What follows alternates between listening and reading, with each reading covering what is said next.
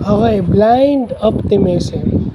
So, itong blind optimism is parang pathological altruism. At itong nagpapatunay sa, in a way, itong nagpapatunay sa sunk cost fallacy.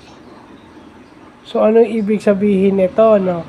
Ang ibig sabihin nito is, umaasa ka. Umaasa ka ng mabuting outcome, nagiging optimistic ka sa mga bagay na kung sana lang magiging maayos ang lahat. No? You know, yun. You base your optimism on wishful thinking rather than evidence. So, yan yung sa management. Kasi nakalagay doon sa search natin sa Google na evidence. So, ibig sabihin may ebidensya. May figures to back up kung bakit ka nagiging optimist.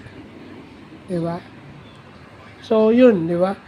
I mean, kahit naman sa buhay, meron tayong blind optimism. At kaya nga sinasabi na sunk cost fallacy.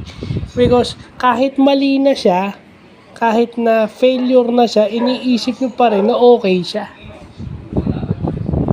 Kahit na bound to fail, umaasa pa rin kayo. Diba? At syempre, diba, sa pagbibigay naman, iniisip nyo na pag nagbigay kayo o tumutulong kayo, okay. Pero in return, anong nagiging na hindi nyo napapansin, nauubos kayo yung nahihirapan.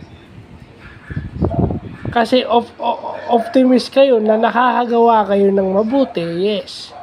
Pero hindi naman din kayo pagpapalain kung hindi kayo marunong mag-manage sa sarili nyong resources. Diba? Kasi hindi naman lahat ng tinulungan mo tutulong sa'yo pabalik. Hanggang huli na para ma-realize mo yun. So, yun lang pa.